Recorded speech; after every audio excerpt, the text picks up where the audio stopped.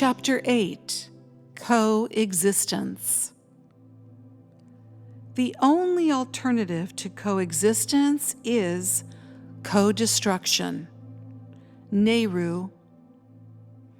It's coexistence or no existence. Bertrand Russell.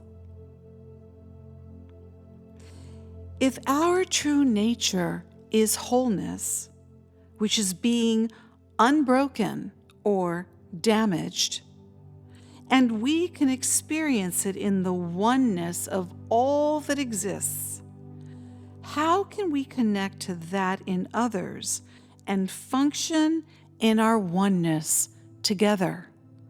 Such is the biggest challenge of this lifetime.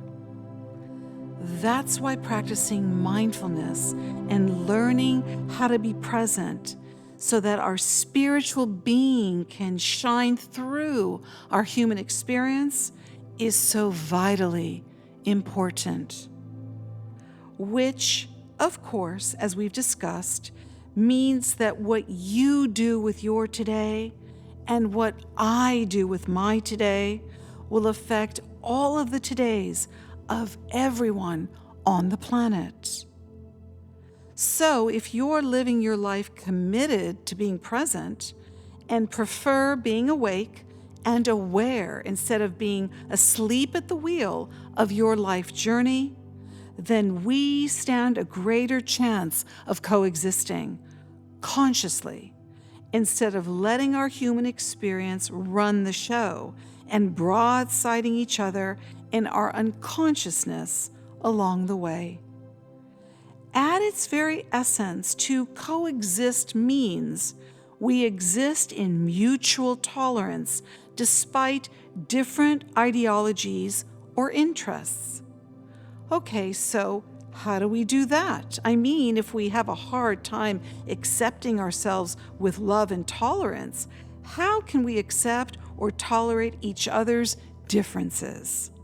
It sure doesn't seem like we're doing such a great job of it lately, and it's not at all surprising.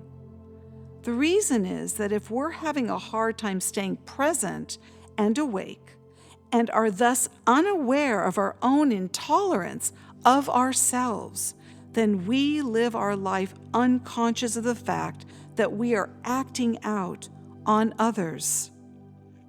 Remember what I said in Chapter 4, the present.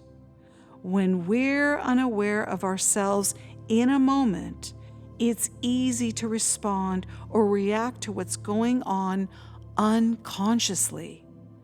And that's exactly how we're behaving towards one another most of the time, unconsciously. We're not always bringing our best selves forward, let alone offering up our spiritual being. We are so busy slipping in and out of the present moment like yo-yos and functioning out of fear that someone will get ahead of us or do better than us or have more than us or attack us first, that we're functioning not only as future chasers, but more like future mongers, which I think is pretty self-explanatory. Where the past can be helpful for this is remembering what we learned from it. But unfortunately, that's not what we usually use the past for. Instead, we'd rather resent or blame others for our past and let it fuel us in the present so we can retaliate at whoever we think wronged us and show them who's boss in case they think they can outdo us in the future. And that is why the only way to stop all the madness, and I think we can all agree that today's climate is indeed madness, is to find the wholeness within ourselves. And there is no other way to do that than by being present and checking in to see how awake and aware we are, and if our spiritual being is anywhere in sight. We can't possibly stand a chance of coexisting if we continue to be split between ourselves.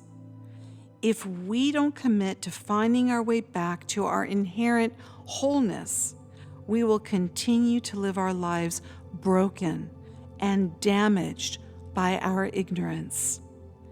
Each one of us has the potential to become whole again, but we must be willing to do the work, which means being present right here, right now, in this moment, seeing it for what it is, and doing what we need to do to repair the damage we've done by not being present when we created it in the first place. You can't pollute the planet consciously. You can't rob people of their rights consciously. You can't abuse someone consciously. You can't lie to people consciously. You can't steal from the poor consciously. You can't watch people suffer consciously. You just can't do it. When you're conscious, you do conscious things, and you act consciously, and you behave consciously, and you stand up for consciousness because you know that being a conscious human being is the only way to live. Not living that way is not caring about anyone other than yourself, and that is selfishness personified. I'm talking about our ability to feel and care for one another, our fundamental humanity. How can we coexist if we don't value our fellow man? It seems as if we've been living in a giant, colossal snooze bubble, and it is seriously time for us to wake up.